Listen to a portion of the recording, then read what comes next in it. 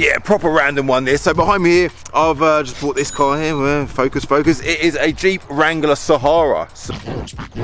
You're probably wondering, well, Cal, why are you filming this car? Like, this is proper random for this channel. Usually do a lot of German stuff. The odds out of the ordinary car. This has just arrived a bit of stock, and I thought, you know what, I need to do a video on this. The reason for that is because this car has got so much bloody character. But I've just had a good look around it. I have not yet driven it. We will drive it shortly, and I thought this is actually quite cool, man, and I think people will want to see this car on the channel. So in today's video, guys, we're going to do the usual thing, go for a little walk around it, talk about why I think this car's quite cool, and providing it don't rain, I wouldn't mind clipping the roof off, going like drop top style, and yeah, going for a little drive in it, doing draggy times in it, going through HPI, doing all the normal stuff. Let's just get on with it.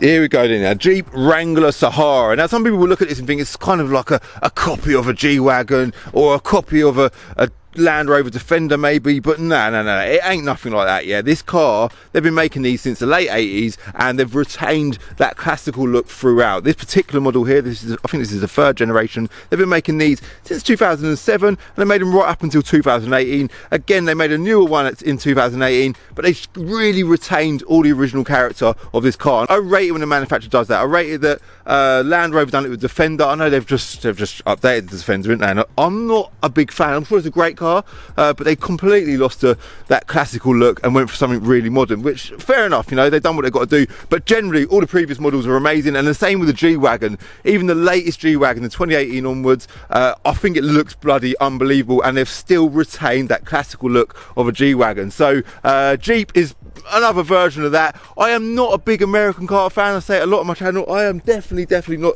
the biggest American car fan. One car that springs to mind when I think of an American car, like my personal favourite car in the American car range, is a Dodge Viper, an original 1994 L-Reg Dodge Viper in red, no stripes down the middle, with the original sort of, are they 3-spoke wheels?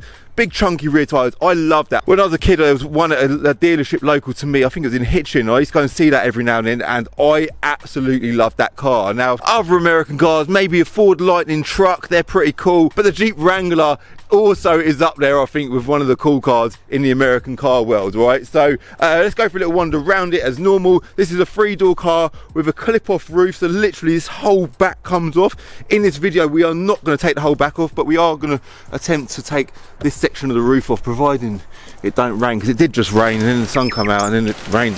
Yeah, the weather's been a bit funny at the minute, isn't it? But yeah, it's gloss black, and what's really interesting with these cars is people do customize them. They make them look really cool. Like Jeep Wranglers have got such a good following. People love them, man. And I just had a quick look online. Chelsea Trucks do a version. If you want, you can spend as much money as you want on them. They are very much like G-Wagons. You can get the interior done, you can get the externals done, getting wide body kits, big wheels and stuff like that. I just messaged a company called Storm Jeeps, I think, and just queried what it would cost to make one of these look fat. I've never dealt with them before, so I can't stand here and say I think they're amazing, but they do look like they're doing some pretty cool stuff. And they said for about £4 plus VAT, we can make your car look pretty cool. So satin black wrap, I think a lot of people seem to do that. That looks really good. And big wheels, high lift kit and stuff like that. I will put photos on the screen showing you examples of some Wranglers that look cool. So this is a 2.8 CRD 4-cylinder engine. I'm sort of opening the back here as I talk. This here, the reason for that, guys, is because I want to show you in the back of this car, because I am quite impressed. That there doesn't actually clip closed, yeah, because that holds it closed. It's very basic stuff. Them door handles, I quite like them door handles. I think that deserves a bit of credit. That lifts up with hydraulic lifters. It's got rear seats, which is brilliant, and then it's got like a roll cage, so you can imagine this roof, this whole roof clips off, but it is a bit of a task to take it off. Doesn't look like it's ever been removed in its life, because it's spent its life in England, so I don't know, you wouldn't want to permanently remove the roof, but that is something that you can do. Nice bit of character that. It's got sort of padding over the roll cage, and then you've got speakers in the header of the roll cage as well, so when you've got the roof off, you've still got your speakers on the go, and you've got a nice little subwoofer in the back there as well. So I think I mentioned earlier these cars were available as, let me just close that, a 2-door And a 4-door, you would not want to slam your finger in that door. That is a seriously heavy door. A 2-door and a 4-door, and both the 2-door and the 4-door also come as a solid roof and a convertible roof. I think it's one of the only cars out there that come as a 4-door convertible. Let's just turn them off. I did have them lights on. Let me quickly wander around to the front. Again, talking about character. Like, look at the chunkiness of that front bumper. Look at that bloody front bumper. When do you ever see a front bumper on a car like that? This is what Americans are all about. They're big, they're bold, they're brave, but they didn't put a V8 under the bonnet. This particular one, which is not very American, it's a 4-cylinder engine. Little bit disappointing. 197 horsepower. We are still going to do draggy times on it and see how well it performs. By the way, it weighs 2 tons. I don't know how true that is because I'm shocked that it weighs 2 tons. I can imagine it's a very heavy car.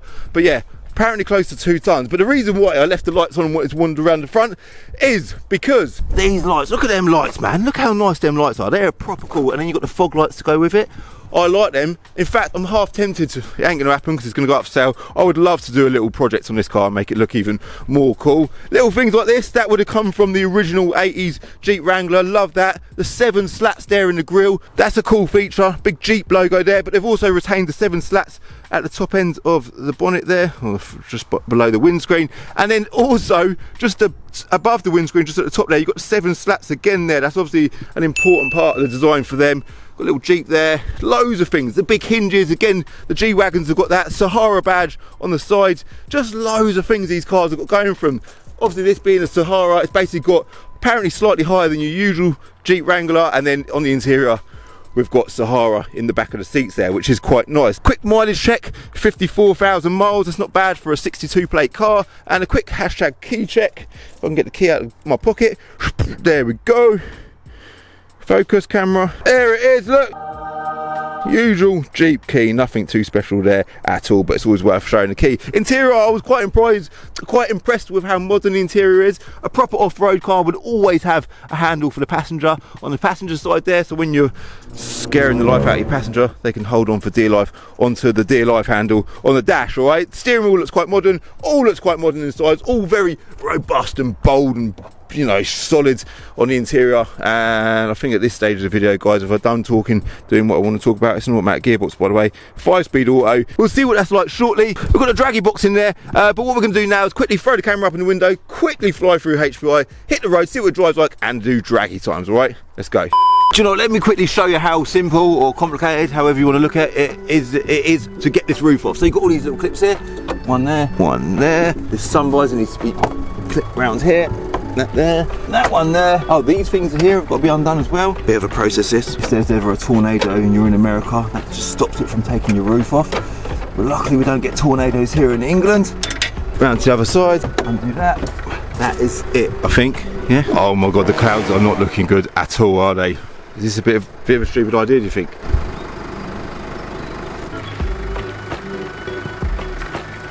So literally, as I just took the first one off, it's begun raining. Yeah, do you know what? I've got to put it back on, but at least it gives you an idea what it looks like if you want to see what it looks like with half of the roof off. Let's put it back on quickly.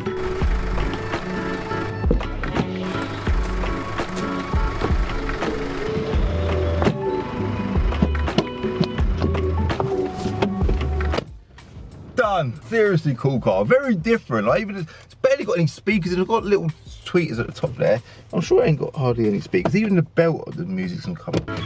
The belt's holding the doors from, stopping the doors from opening too far. That's quite interesting. Loads of little bits of character. These big heat events, I love that. The electric window buttons, they're quite cool. And also, what's really odd about this car is the steering wheel sits really flat, a bit like a bloody, I don't know, like a bus, but a bus is nothing like that. I don't know. Steering wheel's right in front of you, a bit like a Namco arcade game. And the dash is really high. Like, it wouldn't matter if you were short because you'd still be able to see over it. But yeah, I quite like the fact that it's really high. It makes you feel like you're, I don't know, quite cozy. Is that a fair use of word? But yeah, I quite like it. Automatic gearbox switch. Is it switchable four-wheel drive? It's got a high and a low range. Lots of noises coming from the dash. Bing bong. Adjustable steering wheel, which is nice. It doesn't go in and out, but it does go up and down.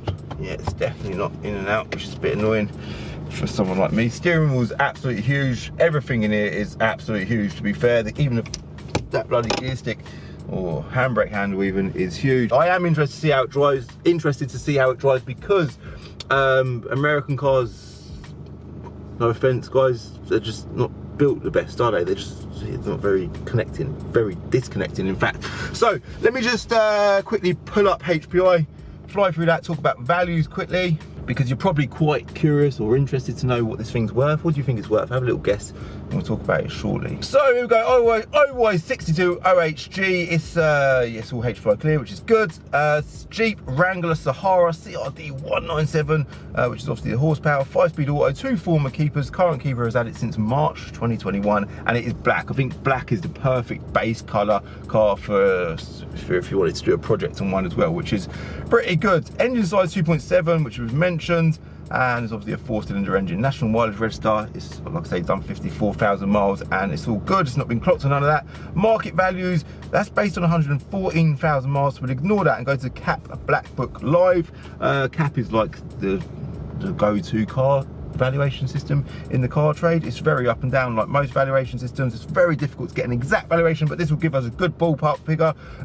If we change the mileage there to 50,000, which isn't exact, but it's a rough idea. The retail value based on it having 50,000 miles would be £20,750. So that gives you an idea what this thing's worth. I think they start at about 7-8 grand online. You can get like entry-level ones. They've done an earlier model which I suppose are becoming quite popular, but yeah, it gives you an idea what these things are worth. Because they made these for 10-11 years, there is a wide range of values. But if you look at like the big gangster Chelsea truck ones, they're like, for a brand new one, like 70-80 grand. They're mega money. And what I did also notice, banging on a little bit now, but it's important if you're a Jeep fan, is I just noticed like they do a truck, they do like a 4-door truck. Yeah, it is absolutely huge.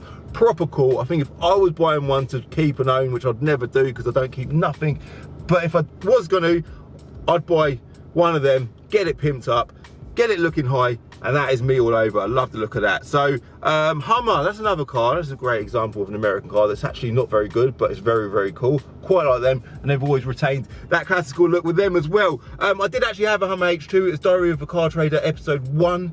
But yeah, we're going off tracks. What we need to do right now, guys, is we need to hit the road.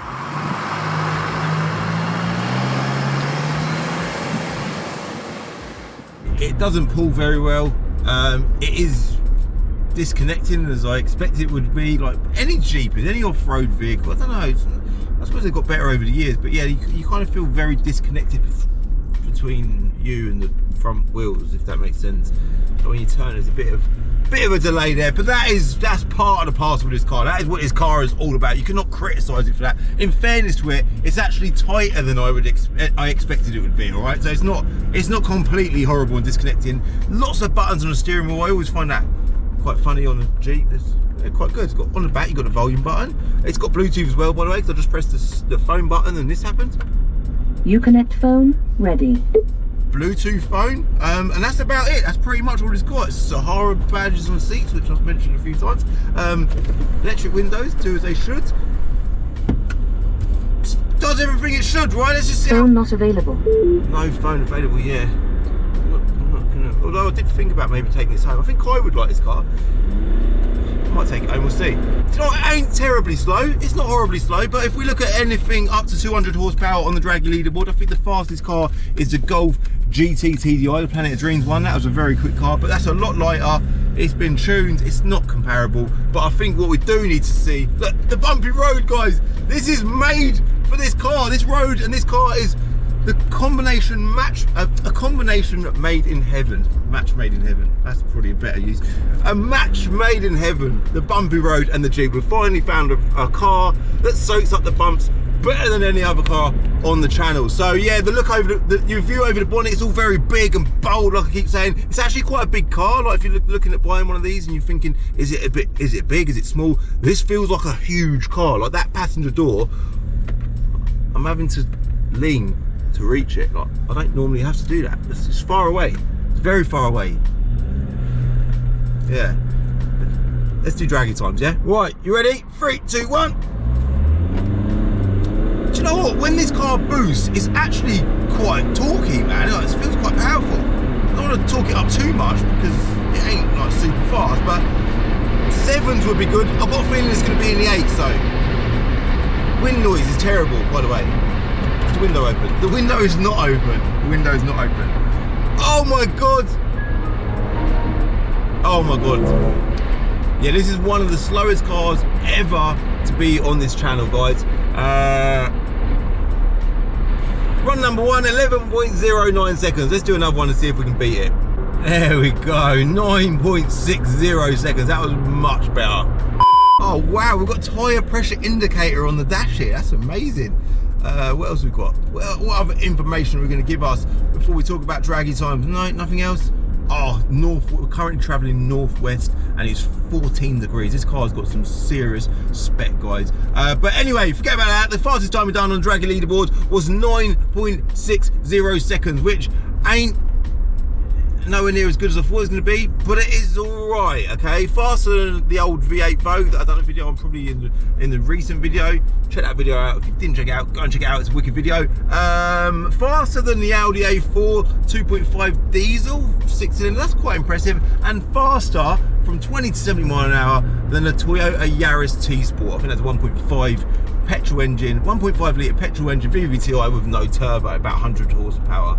Right, but obviously it's probably about half the weight, isn't it? But that ain't what this car is about anyway. It's pulling all right. It ain't terribly slow. I thought it would be a lot worse than it is. I thought it would drive like a horrible old Jeep, and it actually doesn't. It drives quite nice. It looks proper cool. I think it deserves that bit of credit. It does look wicked. Black's definitely the colour to go for if you're going to get one, I would say. But as ever, this type of video, for me, the motive for me doing it is to show that person, because I'm obsessive about cars. When I want to look at a car, when I'm in the market to buy a certain type of car, I want to look at videos about what they offer, what they like to drive, what they do, how quick they are, and what bits of character they've got. And that is exactly what this video was designed for. Someone one day will watch this video and be like, do you know what, mate, thanks for doing that video, because you just encouraged me to go and buy one. And I think it is a cool car, and I think many people would absolutely love this thing. It is bloody brilliant. It ain't fast, it ain't the most exciting thing in the world to drive, but what is exciting about it is the amount of character that this thing has got. All right, so yeah, it's got a thumbs up from me, thumbs down from the performance though. Is there anything else I can say? No. It's got a green thing on the rev counter. I don't know what that's about. It's like maybe the sweet spot and then red when you hit the limiter. I don't know. But yeah, I think I'm going to wrap it up and leave it as that. I'm supposedly currently in eco mode. I wanted to try and work out what's the MPG saying, but I'm not able to do that, am I? Keep checking, Cal, keep checking. There are people watching, they might want to know MPG. I'm sure it's not. Oh, there you go. 23.5 average miles per gallon. All right, there you go, for people that want to know miles per gallon. When you look at your passenger mirror, by the way, your side mirror, you can see big wide arches. I love that, literally love that. Big square mirrors and big square rear arches. All right, so yeah, thank you very much for watching. I hope you liked this video. If you did like this video, do me a favor and hit that like button. I've done this video for you. It's a great bit of content for you. I do hope you enjoyed it, and if you did, just yeah, hit that like button. Hit subscribe if you're new for a new video every Wednesday and Sunday at 6 o'clock, and the odd bonus video as well. I'm on TikTok at Calvin's Car Diary. Give me a follow there, and Instagram at Calvin's Car Diary as well. All right, check me out, and I'll see you in my next video. Bye.